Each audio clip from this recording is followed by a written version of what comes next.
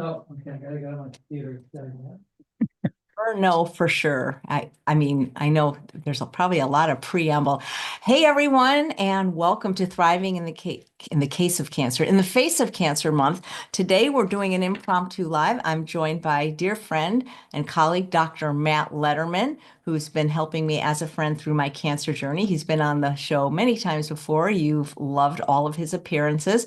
And since we're trying to be authentic and transparent with my journey, we do have an update, which means we got what's called the histology report from the biopsy. I have no idea what that means, but apparently it's important because if they're going to give me treatment, they have to match it with the tumor. And so we're going to talk about that. And also we're going to talk about all these wonderful gifts that I've gotten and maybe some life lessons learned. Please welcome back Dr. Matt Lederman. How are you? I'm Matthew, doing good. Matthew Lederman. Sorry.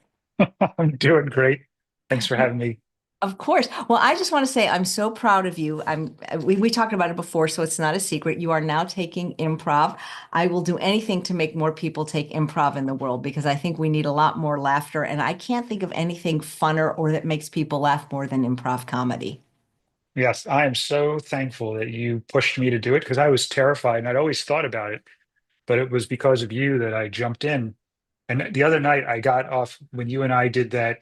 I don't know, what do you call it? Is it a skit or whatever we did, A you and scene. me at They the call it scenes. a Scenes. scene, a scene. So remember we went to the park or the carnival and I had so much fun. I got off that and I said, I love this. This is fantastic. So it's super fun to just be present and joke and be in the moment. I love it. Well, I find that a little bit it's addictive improv. And, a lot of times people that do stand up don't like improv, and people that do improv don't like stand up. And I like both, but I prefer improv because it really is a metaphor for life, and especially a metaphor for having cancer because nobody knows their future. But when you're faced with a terminal diagnosis, you're more aware that the future might be shorter than you wanted.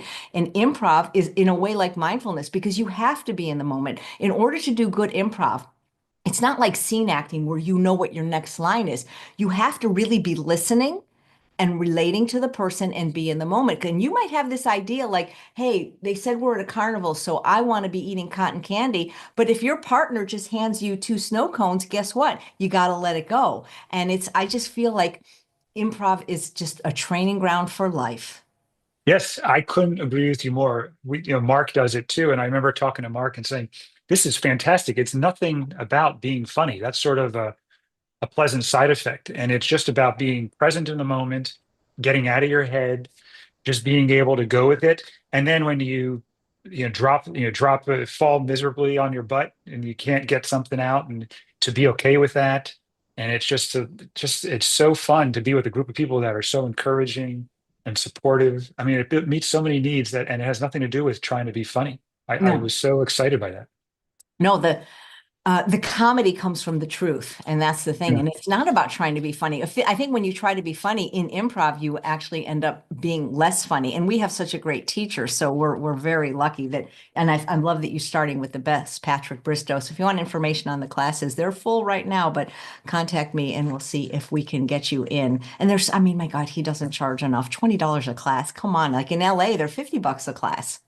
Oh yeah, he's fantastic, and it's so low threatening, but he's still getting you good information. He's giving you feedback. He's making you better. It's, I mean, it's the greatest. Like you said, mindfulness, presence, play. I mean, it's really, really wonderful. And it's in a and I said it parallels the work you and Mark. And by the way, Mark is the magic unicorn. Mark, he'll be on the show the last day of the cancer series. I've been protecting him and trying to keep him to myself because everybody I tell about him ends up booking him like, and I don't want to ever get to the point where I can't see him. I feel because you had asked me earlier before we went on, how's my anxiety? And I don't know because it's been gone or at least not. Well, it came back yesterday when I had to go to the dentist and found out I needed dental work. But for the most part, I don't think I've ever been calmer, and I'm not on any drugs or anything like that. And I'm facing, actual cancer treatment now. So something must be working. I don't know if it's all the wonderful people that are praying for me or just the acceptance. I feel like those stages of what do they call it? The stages of grief. Is that what it is from Mhm. Kubler-Ross? For 2 years having to keep this secret, I was basically in denial because I was keeping a secret and I was just like, well, it's not, maybe it's not cancer, even though like the magic 8 ball said, all signs pointed to cancer. But having that biopsy, which really 100% confirmed it, really, I feel like I'm kind of at acceptance now because I was living in denial for the whole time, thinking, well, maybe it's something else. And that's why I didn't want to get a biopsy because I didn't want to really have cancer. But, I mean, I guess now that I know, I have to deal with it. And I think I'm amazed at myself how calm I am. Shouldn't I be more upset? Well, it seems like you're able to accept the moments of anxiety and then you work with it and it moves through you versus before it was just pinning you down. So it's not about getting rid of anxiety, it's about allowing it to come and then it passes through. And it seems like you're just taking these feelings and handling them and moving them forward. And also I think I made a decision that it's like what they always say, what you focus on expands. And there's an old saying, you may have heard of it. Two men looked out of prison bars, one saw mud and one saw stars. And so I can choose to focus on the fear of dying, which is real, and I get sometimes, or I can focus on the joy of living and what feels better to me. Yeah. My mentor of mine used to say, if you look in a room full of ponies and all you see is poop, you got something going on that you got to think about how you're looking at things. And I think that that's an important thing, right? How do you see the world really changes your world. Right. Well, and if that was my scenario, if I saw a room full of poop, I would think, well, there must be a pony in here. I like that. Yeah. So yeah, it's I just feel like I need to now really I have a fire lit under my butt because I have a new passion, which is to be as much of an advocate as possible. My dream now is to be a survivor so that I can be interviewed by people like Chris Wark and then help people like my friend Francis, who's a 17-year lung cancer survivor, who's going to be on the show, has helped me. I want to be able to do that for other people. And the day after we came out, I don't know if I should say the doctor's name. He's a plant-based doctor, but not everybody, there's something about like, if gosh, God forbid we should believe in God or have faith, but he is a man of faith. And he called me that morning and he said, or the morning after, he said, well, God is just using you now in a different way to help people. So because I have a purpose now, or as they say in the blue zones, an ikigai, I'm getting up every day and giving people information. And I'm hearing such positive feedback for people that are going through cancer or have that they feel less alone by doing. I mean, I wish I could do this every day the rest of my life, but doing a show every day is not the easiest thing. So at some point it won't be every day, but I'm just inspired by all the guests and the breadth of depth of the information that we're giving that, hopefully will help other people so that they don't feel alone. And I got to tell you, this is the most interesting thing is, and I'm not going to say anybody's names, but they're prominent people in the plant-based world that are going through cancer all alone because they don't want to share it.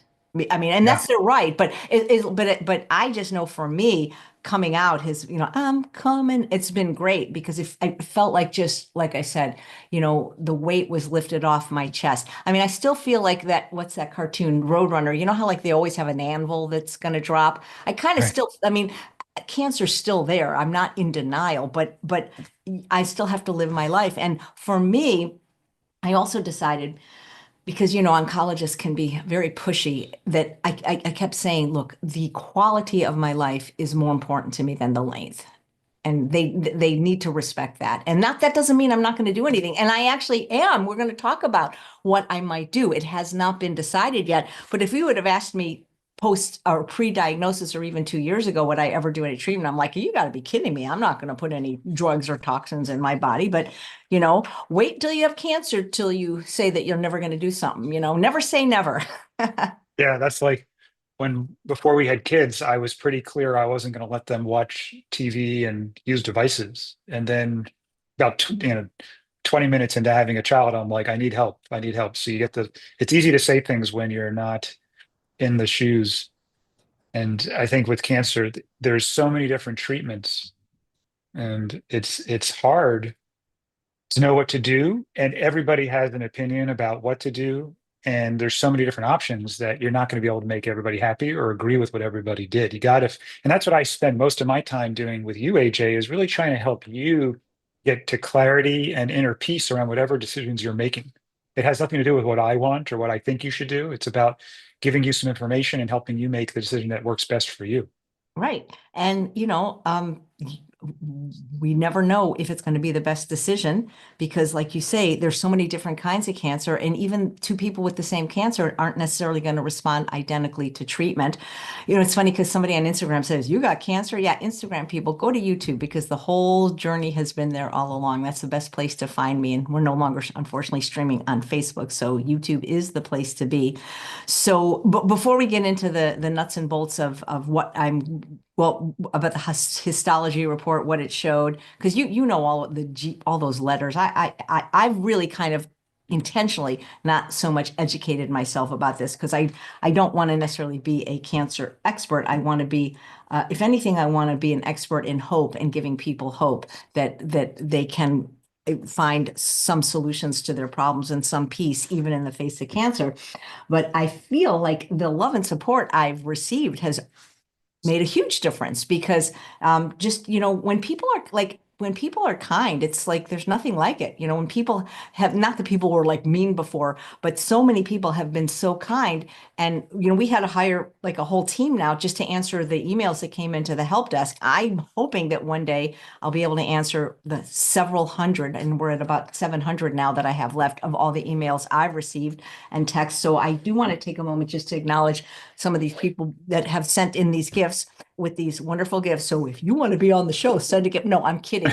Please don't do that. I'm not saying that at all. I'm going to need to buy another house, but we are writing thank you notes and sending something to you. But in the meantime, let's just show some of the wonderful gifts I've received because they're all very meaningful. So, Rebecca, she gave me this rosary and she had her priest bless it. And I just love it mainly because I'm a rainbow girl. So this is awesome. I'm getting a lot of spiritual and religious gifts. Susanna, who's my moderator right now, gave me this beautiful bracelet. But what's cool about it is it has the Footprints poem on it, which we read on one of the episodes together. I've already showed these bracelets, which I wear almost every day from Jody, Strength and Hope. Somebody I don't even know made this for me at the hospital. I thought that was quite beautiful. And Matt, you wouldn't believe all the free stuff you get when you get cancer at the hospital. It's like being Jewish, this cancer thing is great because I'm getting all this free stuff. They're giving me wigs, they're giving me hats. It's amazing. AJ entered the waiting room. I am AJ. I, I see. Huh. You're not in my waiting room. Oh, that's weird. Okay. So thank you, Colleen Holland. She is the editor of the wonderful Veg News magazine. She gave me this cream, and I know if I have treatments, creams might be really important. And I love this stuff because I had a friend named Dave Middlesworth who always used to use this on his bald head to make it soft. And it's called Elovi, and it's made from, I believe, I can't open it to show you how creamy it is. So thank you for that. And of course, all the beautiful cards I'm getting too. It's like Christmas is just not ending here. So Rajiv Taylor, who is a plant-based doctor at Kaiser, gave me this book. Are you familiar with T. Cotton and Matt? He's like a great guy. Yeah. Yeah, I like it. I love books like this because I love books where you don't have to read the whole thing. And if you do send me books, guys, try to do them on Audible because I am on a medication now and I cannot see straight. And we'll tell you what that medication is in just a minute. So we have, can you hand me these? I have my Vanna White right here. Charles is helping me. This is from Sid Notter, right? I believe, no, this is from Kathy Wynn. Sorry about that. Got your name wrong. This beautiful stone, very beautiful with scripture on it, as well as these two books, which I need to read about the freedom of forgiveness and forgiveness in general. So once I send them, you can take them away. What else we got here? Oh, a treasure trove here. This is from the Zolman, Sam and Andrea. Do you know them, Matt? They're from LA. Sam and Andrea Zolman, longtime vegans. They're in you should connect with that for community. This beautiful candle that smells like peppermint, which is one of my favorite scents. Cinemark gift card, which I'm going to be using to go see Wicked as soon as possible. Some beautiful heart stickers, which just fell on the floor. And I'll have to call you, Andrea, to ask you, but I'm thinking that these stones are supposed to be used with these essential oils. So we're going to catch up on a phone call, long overdue. This is the gift from Sid Notter. Sid Notter, I never forgot her. This looks like a very interesting book. The Anxiety Opportunity and 1-minute prayers for women with cancer. Very cool. Who knew all these books existed? I know who gave me this. We love Snoopy at this house. We love peanuts. So this is much appreciated. Do we know who this is from? so I can say their names? Let's see, this should be in there, I think, on the little, Is it from the same person that gave me the book? Or is this yeah. Sandy Fenn Fifield? Making Sense of Forgiveness. Apparently I need to work on forgiveness, Matt, because I'm getting a lot of books on that. So we can maybe talk about how that intersects with the work that you and Mark do with connections and nonviolent communication. From Carol, a funny book. I love joke books, of course. Look at that. I know we're going to be here all day. Melanie Jorgensen, another funny book. I love it. Okay, we're getting close to the end. Don't worry. Oh, this is from Carol Wroblewski. She's been on the show before, and the lady that made this has been on the show before. So it's just this beautiful heart. And of course, you know, I've been getting a lot of Disneyland trips. I talked about that before. Mary, Trader Joe's, my favorite store, gift card. Thanks. We're getting close. Somebody made me some pictures. This is from Marie. She painted me purple pictures. I'll get these framed. Thanks. And oh, this is from my soon-to-be 10-year-old friend Luca, who's in my new book. This is so sweet, isn't this? He actually came up to see me. We had lunch together, and oh my gosh, this is almost done, guys. So this is from Melinda. I've got this. I thought these were cookies, but I think this is soap, but I'm not 100% sure. So I got some coffee that is going to go in this. Can you open that coffee cup for me? And some spiritual gifts. I've got the Way of the Cross with a cross. I believe these are friendship bracelets, but we will find out. And a cup to go with it. A little bit of coffee and a whole lot of King Daddy Jesus. And some spiritual keychain. Another beautiful cross with a pin. And I think zipper pulls. So that is pretty cool. Oh, so yeah, I love this bag. This looks like it was made. This is from Judy Andrews. This is going to be really cool because if I go get treatment, you get cold, I believe. So this is a prayer blanket. And somebody actually made this, and purple is my favorite color. And there's like little prayers in every little thing. So that is really cool. Oh, there's more? Yes. Oh my God. Okay, sorry about that. But I do want to acknowledge everyone. Matt, if you get cancer, I promise I'll send you a lot of stuff, okay? Sharon, I hope I say your name right, Kuiper. She sent me a lot of Louise Hay stuff, and I love Louise Hay. She was my first person that ever exposed me to this idea of New Thought, a treasure trove of the Louise Hay catalog, including this wonderful Page of Hay catalog. And we talked about a little bit this with Jen on the last show. So she's a great place to start if you have never listened to anybody spiritual. Anything else? Yes. Oh, more joke books? Who gave me these? Joke books are always appreciated. You know, there was a question, what's the difference between improv and stand-up? And that's from Cheryl Layton. Is that it? Nope, there's more. There's more. How do real celebrities handle this? They must have like assistants. I have Charles. I have a I don't want to say it, but this is from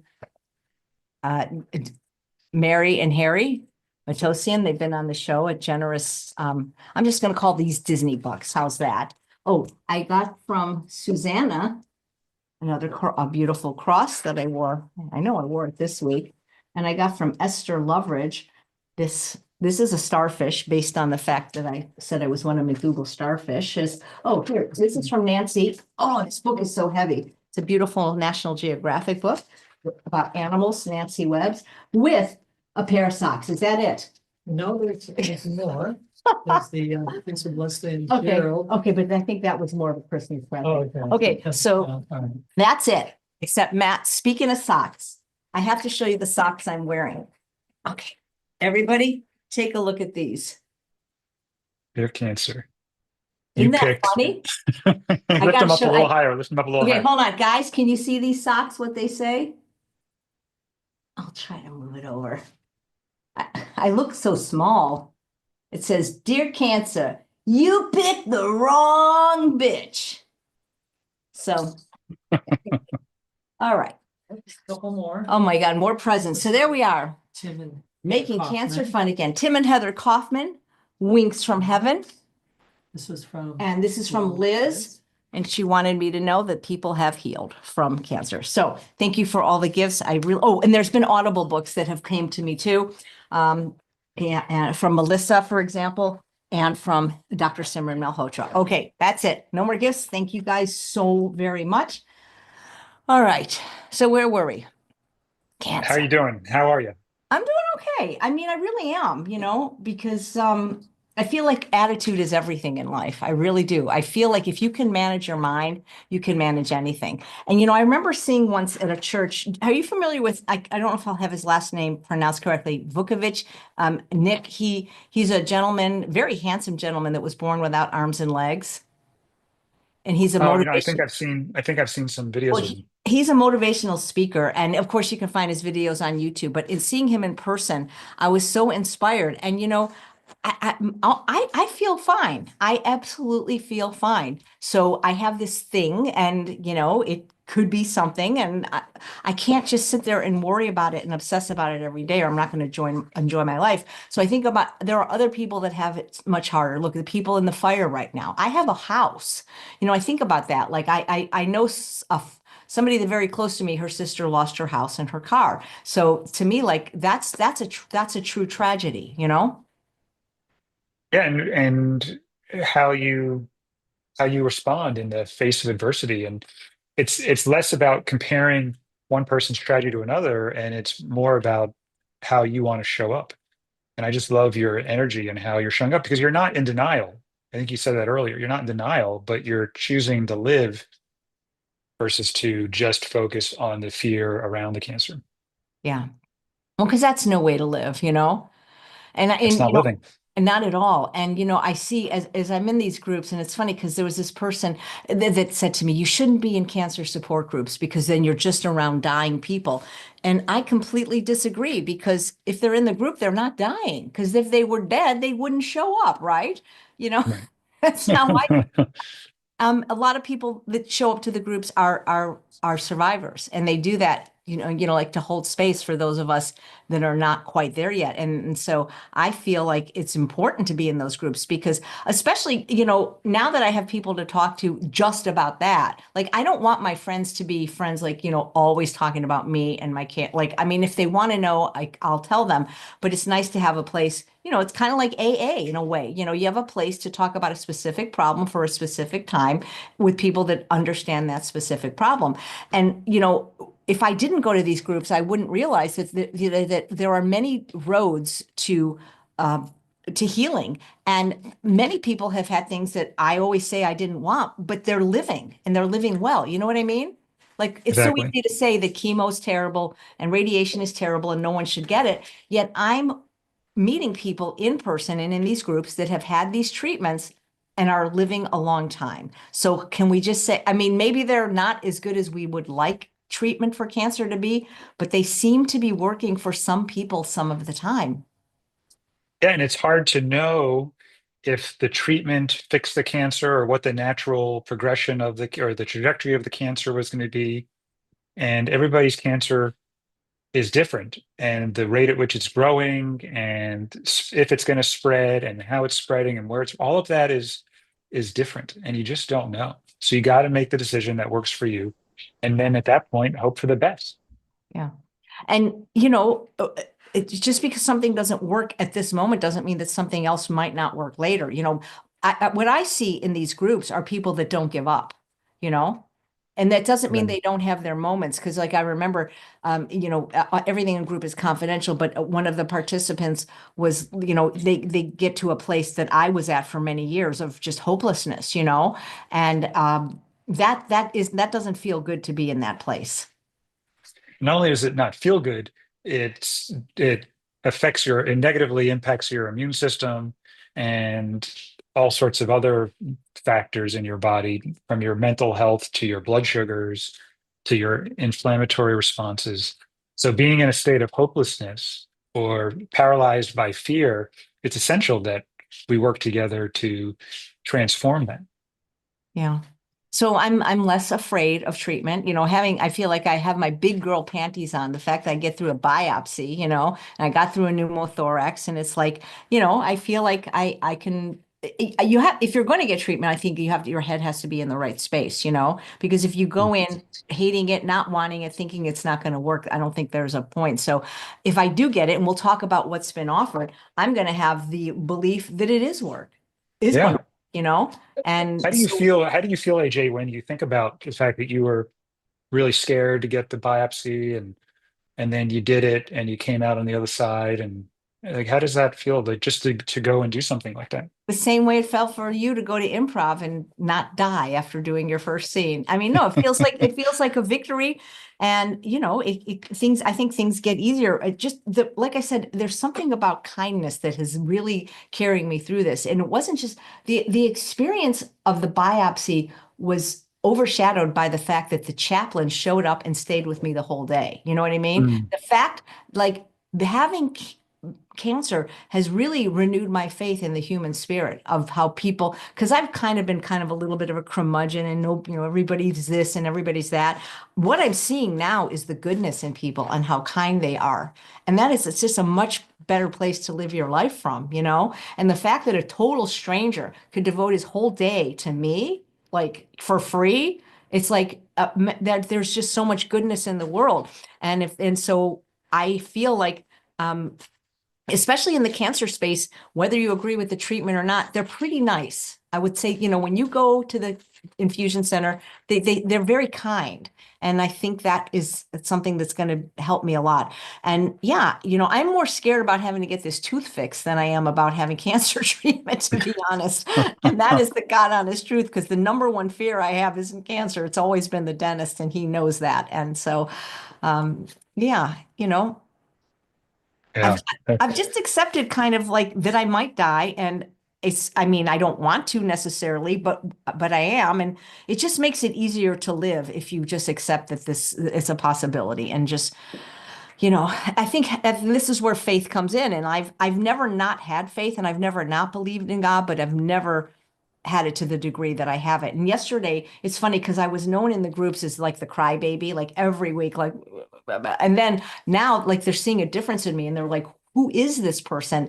And, then when I see the people that are coming in the way I was, with such compassion, and they're going, well, how are you able to do this? And the only word I can think of is faith, because every survivor I know, it says it was their faith that got them through. And so that's really what I'm working on. And I feel like it's making me a better person, because I feel I was one of those judgy vegans before. Like, I remember I had a cousin that got breast cancer, and I remember saying, well, did you read the China study? Like, I had no idea like the impact that could have on somebody. And I wonder why Mm. she didn't talk to me for 10 years. And I wasn't saying it like meanly. I think a lot of times people say things because they genuinely want to help, but sometimes it's how you say it that's more important than what you say. And if people, I don't know, you got any thoughts about that? Because again, I think the conversation here is you can eat perfectly, you can exercise perfectly, and shit's still gonna happen. Yeah, and it's so important how you say something. That's the essence of what we do with nonviolent communication is how you say something and how it, and not only what you want to say, but you care about how it lands in the other person. And once you say something, check in. And I think that's, rather than have to wait 10 years to talk to somebody, is there a way to reconnect around that stuff? I think that's super powerful because those connections are so important for joy and overall health. But like you said, a lot of people say things, their intentions are good. They just didn't realize it was going to land poorly for you. Yeah, I need some training in that. So maybe I should book some sessions with you. People are saying, get on with the treatment already. We will. We're not, we're going to tell you that. And somebody's saying, well, didn't you have cancer when you were younger? So I had precancerous polyps in my sigmoid colon. So Matt, do you think that was like some kind of sign that I already had cancer in my body over 20 Well, years ago? everybody has cancer and mutations and things growing in their body, and their immune system's trying to keep that under control. So everybody has cancer, and the question is, can you decrease the toxic burden from your food and your environment? and increase the power of it, optimize the power of your immune system, which is your natural cancer fighter. So your body definitely had cancer earlier, and it has cancer now. And in fact, one of the treatments you're exploring is going to support your immune system to better attack this cancer. Yeah. Well, so let's talk about the histology report because everybody seems to want to know. So maybe you can explain what that is and why they do it and how Yeah, that. so let me know if we're going into too much detail. But basically, your histology came back, which we were excited about. The PDL1 expression was 85% with a 3+ intensity. That's just a protein that can suppress the immune system's ability to attack cancer cells. So having that strong intensity and significant impression means there's a significant portion of the cancer cells that produce this protein. And at this high level, will say that drugs blocking this PDL1, like certain immunotherapies, can be very effective. So basically, what this says is you're a prime candidate for that drug like Keytruda that can target that. And then you had another histology piece. I'm not sure how interesting this is to people, but there were no EGFR mutations, which can drive cancer growth and can be targeted by specific drugs. But since you didn't have mutations there, those type of targeted therapies wouldn't be beneficial. You also had this ALK rearrangement. It's another genetic change that can promote cancer growth and are treatable with targeted therapies. But again, you didn't have that, so it's basically helping us pick the right treatments, the right immunotherapies that you can respond to. And then you didn't have this KRAS mutation, which can influence cancer behavior and treatment responses. And not having that mutation avoids certain challenges, as those type of KRAS mutated cancers can be more difficult to treat. So essentially, it was very good news that you had such a high expression and high intensity of this PDL1. So that's a drug that you're looking at, this Keytruda, which is an immunotherapy drug that helps the immune system and attacks that. So given that, AJ, you're thinking, I think people also, since you're freely talking about your experience and your preferences, that you want to be on as few drugs as possible. You have sensitivities. You tend to be the person with the side effects.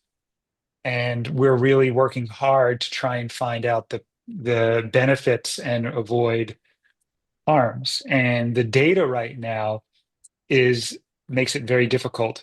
So before I get into what's difficult about the chemo and radiation data, do you have any questions or follow up on what I just shared? No, and maybe just explain to people in case they're not familiar, as I was, that what immunotherapy is and that it's not chemo. And since I'm being transparent with my journey, I did start taking the MACIS protocol, which is ivermectin and mebendazole. The mebendazole has not arrived yet from the compounding pharmacy because there was a delay, and I have very, very blurry vision, but otherwise no side effects from it.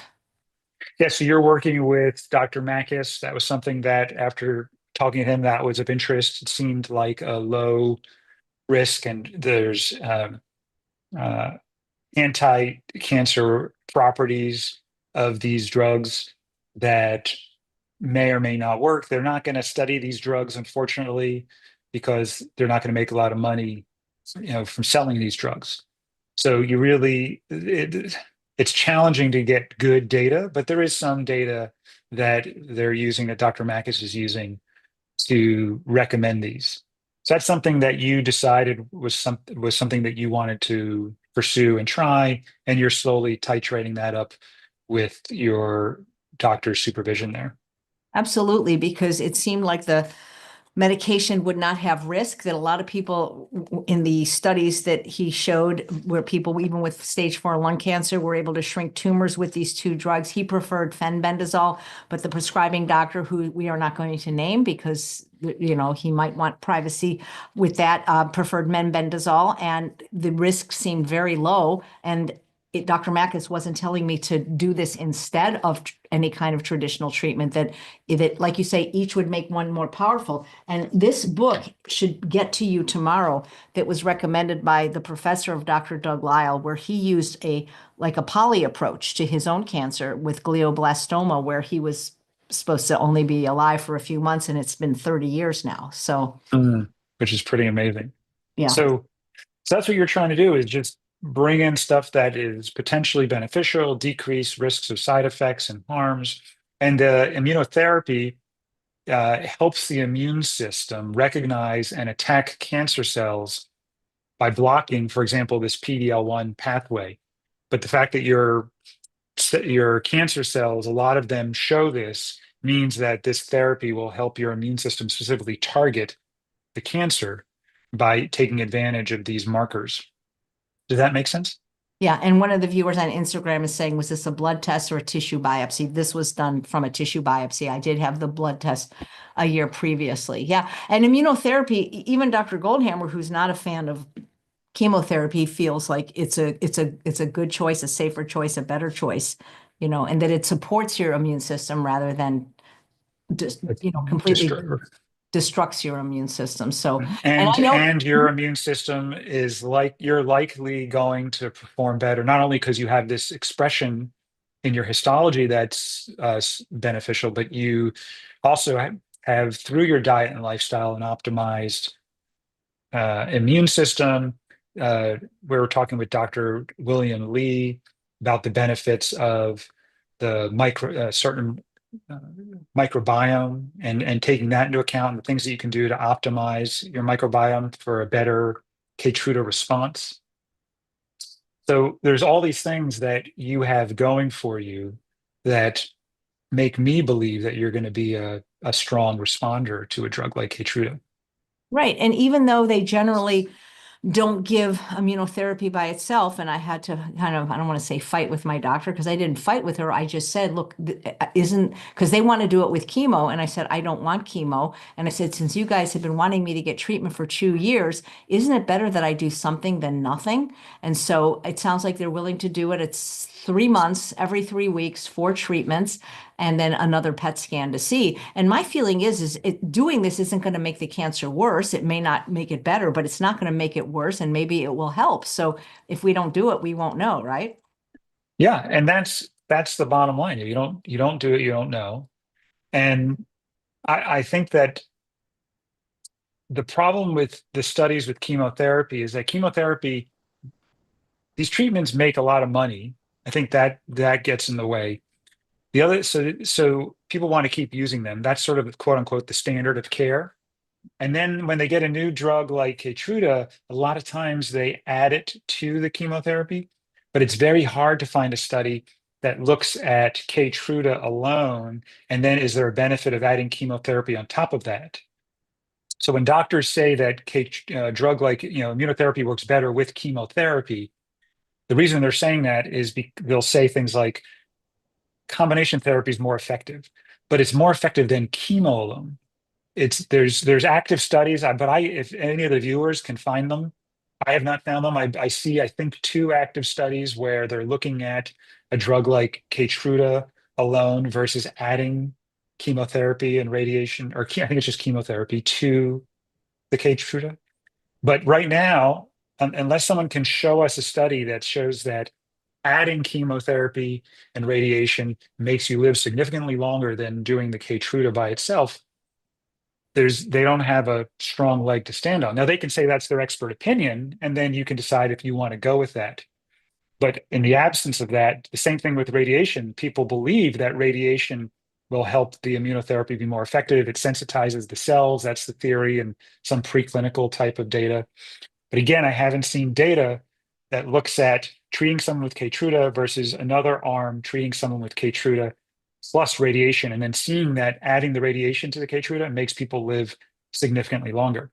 But I'm very happy to look at the data if somebody can get us those studies that those exist, because that would really inform us. Yeah, Darlene, who's watching live, said, are any of the treatments I'm having covered by insurance? And absolutely, the immunotherapy, the chemotherapy, all those are covered by insurance even before I get Medicare.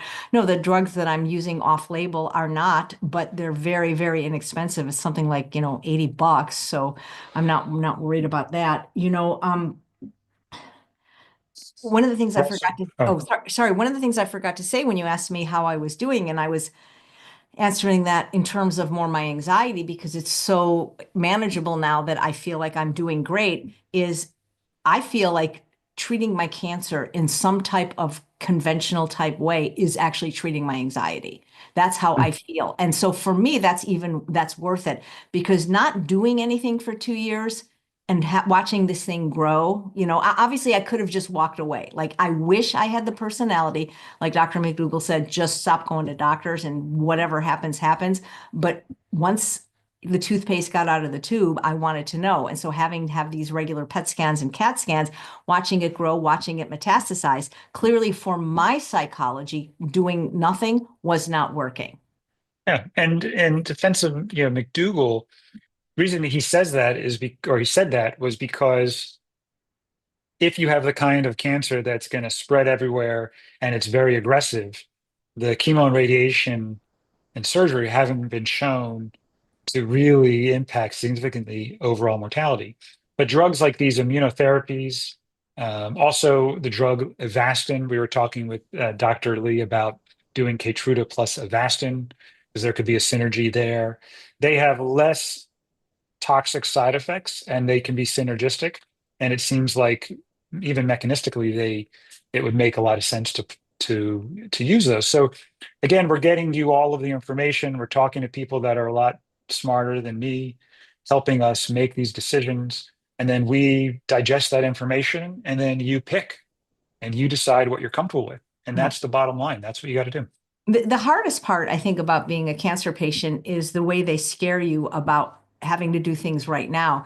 And my psychology does not work well with right now. That's why Yeah. I was able to get the biopsy, because I had time to process it. I was able to meet with the interventional radiologist 2 times, which he's never done before. He goes, boy, you really are the most anxious patient. But that's how I respond better. And the thing that when you're seeing, like, obviously I'm not going to go live when I'm in tears and have just seen the oncologist and feel all beaten down. But that's the worst, is when I see them, because they make, I don't want to say they make, you said that the communication should be, I feel like, how's that? I'm getting better. I feel like after I see an oncologist, that if I don't do something right away, I'm going to die, because they'll say things like, you're already at stage 3 with metastases. It's still curable. But if you go any longer, then it's stage 4 and we can't do anything. And what they want to do, as you probably know, Matt, is that they want to do the trifecta of standard of care. They still want to do surgery, chemo, and radiation. They still want to do all 3. And their belief now is that each one attenuates, makes the other one better. And so their idea is, okay, so we start with the chemo and we shrink the tumor, so then you can have surgery. And then after they remove your left lower lobe, then we radiate what's left. And it's like, that just sounds terrible to me, Yeah. And there's all these things that seem to make sense the way they talk about it, but then you need the data to show it. And it's interesting to me. People, if you do a drug like, you're looking at the mebendazole and the ivermectin and say, oh, there's no data supporting that. But then they tell you to do these other things with chemo and radiation, and you got to do that with the Keytruda. And if you don't do that, but there's no data that's supporting that either, as far as compared to alone. It's just because that's what they do typically. They do it all. So they say that's what you got to do. And I think that just because that's what they do with everybody else doesn't mean that's what you should do, nor does it mean the data clearly supports that, nor does it mean that you're going to live significantly longer if you do it, or you're not going to live as long if you don't. I think it's very confusing out there. And if we had more time, we could sort of break that down a little more. But I really support how you're exploring this, AJ. Well, what we really need, like you say, is an oncologist that's dealt with somebody like me before, with multiple drug sensitivities, slow acetylation, slow methylation, that is willing to think outside the box. And I did find something in the Journal of Oncology talking about how mebendazole shrunk tumors, and I brought it into the oncologist, and she would not even entertain or look at it. She was like, nope, Yeah, yeah, and that's very typical with a lot of conventional doctors, and I don't understand it. I don't understand it. It almost feels like religion instead of medicine when that happens. Yeah. So anyway, well, I know you have a client at 2:30, so this is to be continued. And as we know more, I feel like breaking news is as we know more, we'll let you know more. Nothing has been scheduled other than they have offered me this immunotherapy called Keytruda. And I've also been invited to be in a clinical trial at City of Hope or UCSD using 2 immunotherapy drugs, which sounds great, except that they then follow it with 30 radiation treatments and chemo. So, you know. Yeah, and I just want a request to anybody out there that's going to communicate with you is to really sit back and check what's your goal of the communication. And if it's to understand AJ and be curious about why this works or doesn't work with AJ, then to proceed. But if it's about telling AJ what she should do or why what you think is right, then I would just check in with her if she's open to hearing that before you jump in, because that can be really overwhelming and quite uncomfortable. What do you Yeah. think about that, AJ? No, I think that's great. And I know that it comes from a place of caring. Yeah. Thing is I can't do everything that everybody wants. It's not possible to go to Sao Paulo and the Andes and Mexico. And I mean, there's not enough time left to do every single thing. And so, you pick the best you can. It's like I've been on like 15 game shows and some I've won and some I've lost and some I've wished I had picked a different answer when I doubled the points. But it's just sometimes you just have to go with your heart and go with faith. And that's what I'm doing right now.